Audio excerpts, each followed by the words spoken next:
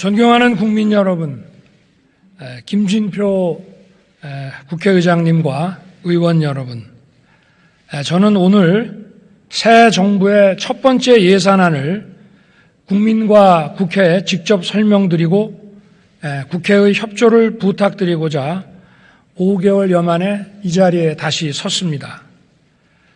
우리를 둘러싼 대내외 여건은 매우 어렵습니다.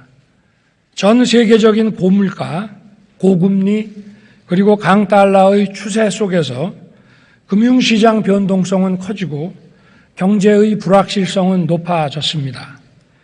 취약계층과 사회적 약자들이 입는 고통은 점점 커지고 있습니다. 재정 건전성을 유지하면서 금융 안전성과 실물 경제 성장을 도모하는 나라와 그렇지 못한 나라 간의 국제 신인도 격차가 확대되고 있습니다. 산업과 자원의 무기화 그리고 공급망의 블록화라는 세계적인 흐름 속에서 가치를 공유하는 국가들과의 협력이 그 무엇보다 중요해졌습니다. 안보 현실 또한 매우 엄중합니다.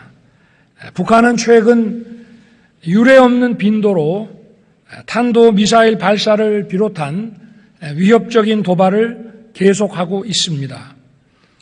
이는 유엔 안보리 결의에 대한 중대한 위반이자 국제사회에 대한 정면 도전입니다. 나아가 핵 선제의 사용을 공개적으로 표명할 뿐 아니라 7차 핵실험 준비도 이미 마무리한 것으로 판단됩니다. 우리 국민들이 안심하고 일상을 영위하실 수 있도록 한미 연합방위 태세와 한미일 안보 협력을 통해 압도적인 역량으로 대북 억제력을 강화할 것입니다.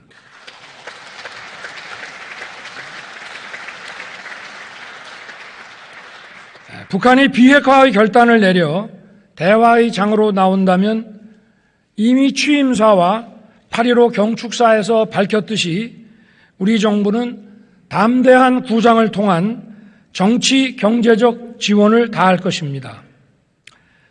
경제와 안보의 엄중한 상황을 극복해 나가기 위해서는 여야가 따로 있을 수 없습니다. 국회의 협력이 절실합니다.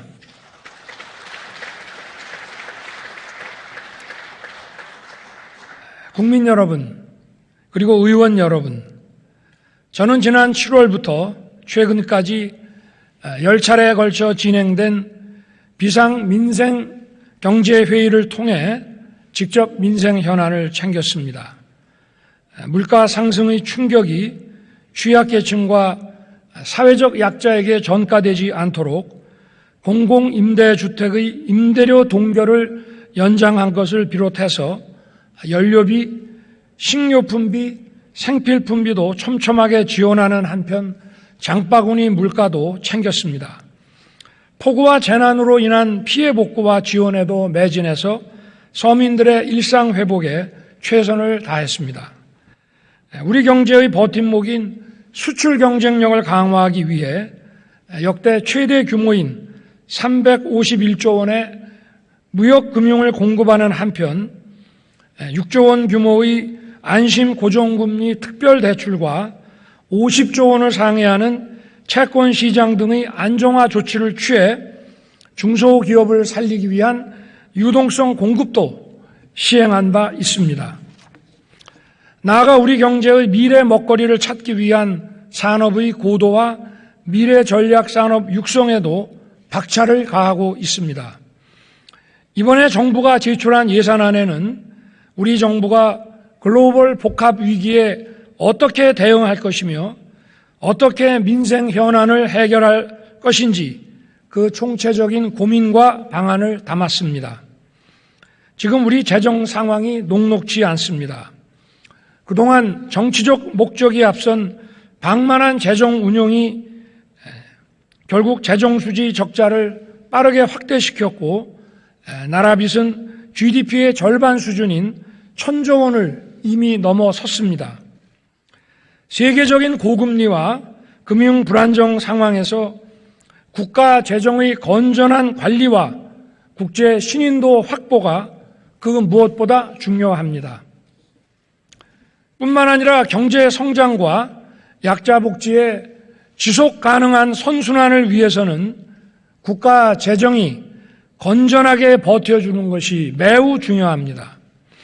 정부는 지난 7월에 국가재정전략회의를 통해 건전 재정 기조로 내년 예산안을 편성하기로 확정한 바 있습니다. 내년도 총 지출 규모는 639조 원으로 2010년 이후 처음으로 전년 대비 예산을 축소 편성했습니다. 정부는 역대 최대 규모인 24조 원의 지출 구조 조정을 단행한 결과 재정 수지는 큰 폭으로 개선되고 국가 채무 비율도 49.8%로 지난 3년간의 가파른 증가세가 반전돼서 건전 재정의 전환점이 됐습니다.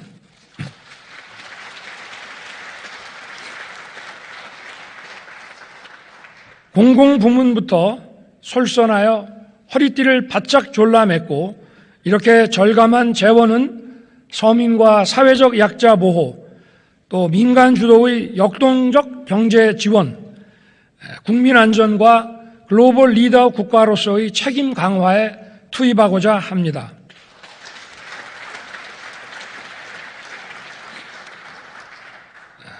사랑하는 국민 여러분, 그리고 존경하는 의원 여러분, 그리고 이 자리에 함께해 주신 대법원장님, 헌법재판소장님, 선거관리위원장님, 그리고 감사원장님, 경제가 어려울수록 더 큰 어려움을 겪는 사회적 약자를 보호하는 것은 국가의 기본적 책무입니다.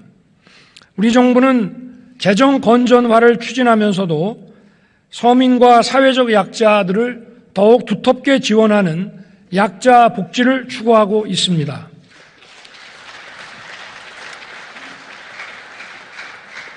기존 중위소득을 역대 최대폭으로 조정해서 4인 가구 기준 생계급여 최대 지급액을 인상함으로써 기초생활보장 지원에 18조 7천억 원을 반영했습니다. 저임금 근로자, 특수형태 근로종사자, 그리고 예술인들의 사회보험 지원 대상을 확대하여 27만 8천 명을 추가 지원할 것입니다. 근로환경이 열악한 50인 미만의 소규모 사업장 7천여 곳에 휴게시설 설치 등 근로환경 개선을 획기적으로 실행할 것입니다. 아울러 장애인과 한부모 가족에 대한 맞춤형 지원도 강화할 것입니다. 장애 수당을 8년 만에 처음으로 인상하고 발달장애인에 대한 돌봄 시간을 하루 8시간까지 확대함과 아울러 장애인 고용장려금도 인상할 것입니다. 또한 중증장애인의 콜택시 이용 지원을 확대하고 저상버스도 2,000대를 추가 확충하는 등 장애인의 이동권을 최대한 보장하겠습니다.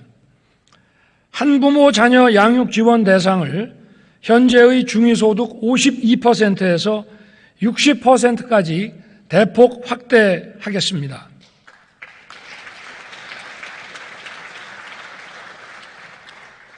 올해 폭우 피해에서 드러났듯이 반지하 쪽방 거주자들의 피해가 많았습니다. 이분들께서 보다 안전한 주거 환경으로 이주하실 수 있도록 보증금 무이자 대출을 신설하고 민간 임대주택으로 이주할 경우 최대 5천만 원까지 지원할 것입니다. 또한 전세 사기의 피해자에 대한 신속한 보호를 위해 최대 1억 6천만 원 한도의 긴급 대출 지원도 신설하였습니다. 우리 청년들에게는 청년 원가주택과 역세권 첫집 5만 4천 호를 신규 공급하고 청년들의 중장기 자산 형성을 지원하기 위해 청년 도약 계좌를 새로 도입하는 한편 청년 내일 저축계좌 지원 대상 인원을 확대하겠습니다. 어르신들께는 기초연금을 인상하고 양질의 민간사회 서비스형 일자리를 확대해서 안정적인 노후 생활을 지원하겠습니다. 물가 상승으로 인한 서민들의 필수 생계비와 장바구니 부담을 덜어드리기 위한 예산도 적극 반영하였습니다.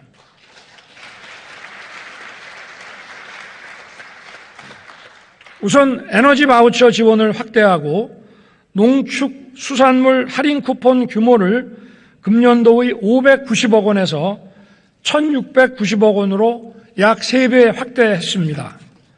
밀, 수산물 등 주요 농축산물의 비축을 확대해서 수급 불안에 선제적으로 대응하는 한편 중소농의 공익직불금 지급 확대, 비료, 사료 등의 구매자금 지원을 통해 농가 생산비 부담도 경감하겠습니다.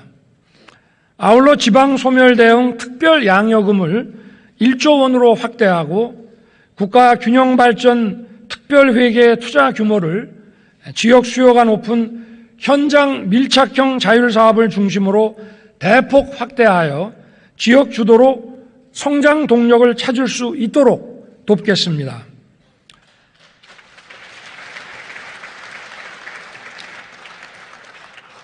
첨단 전략 산업과 과학기술을 육성하고 중소벤처기업을 지원함으로써 새로운 성장 기반을 구축하겠습니다.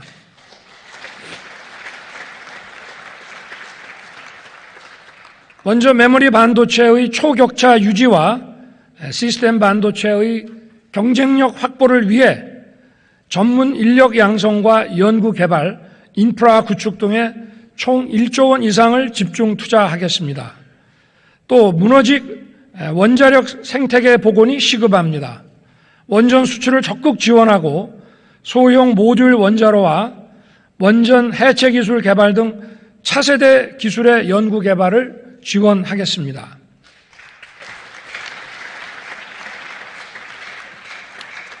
양자 컴퓨팅, 우주항공, 인공지능, 첨단 바이오 등 핵심 전략 기술과 미래 기술 시장 선점을 위해 총 4조 9천억 원의 R&D 투자를 지원하겠습니다. 민간 투자 주도형 창업 지원을 통해 벤처기업과 스타트업에 대한 지원을 확대하고 중소기업의 스마트화 지원과 연구 개발 등 혁신 사업에도 3조 6천억 원을 투입하겠습니다. 소상공인들이 코로나 여파에서 완전히 벗어나 다시 뛸 수 있도록 채무 조정과 재기 지원 등의 재정을 추가 투입할 것입니다. 그리고 청년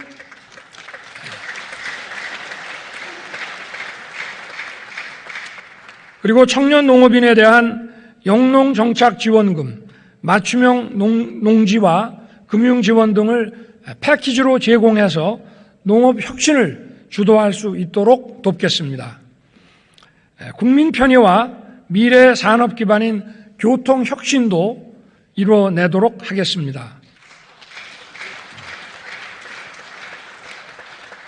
수도권 GTX는 기존 노선의 적기 완공과 신규 노선 계획에 총 6,730억 원을 투자하고 도심 항공교통, 개인형 이동수단 등 미래 교통수단의 조기 상용화를 위해 실증 실험시설, 환승센터 구축 이런 것을 비롯한 기술 혁신 기반을 조성하겠습니다. 또 홍수 가뭄 등 자연재해에 대비하기 위해 대심도 빗물 저류 터널 3개소 설치를 지원하고 스마트 예보 시스템 구축 등 재해 예방 체계도 강화하겠습니다. 또 보행자 교통 안전을 위한 횡단보도 조명 등 시설 개선, 어린이 보호구역 무인 단속 장비 확대 등을 통해 생활 속의 안전도 꼼꼼하게 챙겨가겠습니다.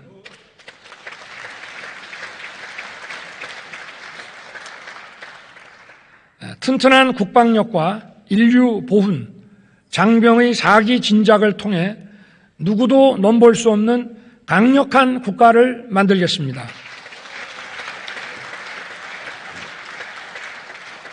안보 위협에 대응하여 현무 미사일 F-35A, 패트리어트의 성능 개량, 장사정포 등에 대한 요격 체계 등 한국형 삼축체계 고도화에 5조 3천억 원을 투입하고 로봇 드론 등 유무인 복합 무기체계 전환을 위한 투자, 그리고 군 정찰 위성 개발, 사이버전 등 미래 전장 대비 전력 확충을 위한 투자도 확대하겠습니다. 국가를 위한 헌신에 존중과 예우를 하는 것은 강한 국방력의 근간입니다.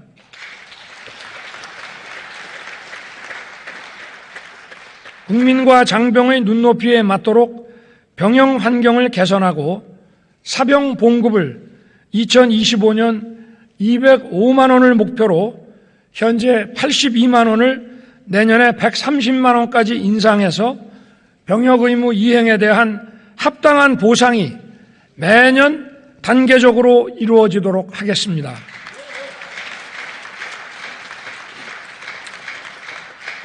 아울러 보훈급여를 2008년도 이후 최대폭으로 인상하고 참전 명예수당도 임기 내 역대 정부 최대폭으로 인상할 것입니다.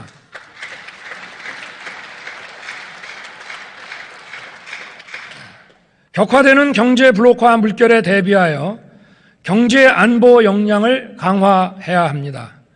공급망 위기에 대응하기 위해 해외 자원개발 투자를 확대하고 니켈, 알루미늄 등 광물 비축, 그리고 수입선 다변화 추진을 위해 총 3조 2천억 원을 투자할 것입니다. 유엔 연설에서도 밝혔듯이 국제사회에 책임있게 기여하지 않고서는 우리의 국익도 제대로 지켜내기 어려운 것이 엄연한 현실입니다. 정부는 글로벌 리더 국가로서의 책임과 역할을 다하기 위해 공적 개발 원조를 4조 5천억 원으로 대폭 확대하였습니다. 이를 통해 해외 긴급 구호 지원과 저개발국과 개도국을 대상으로 원조를 확대할 것이며 글로벌 보건 안보와 백신 개발 지원에 주도적 역할을 수행해 나가겠습니다.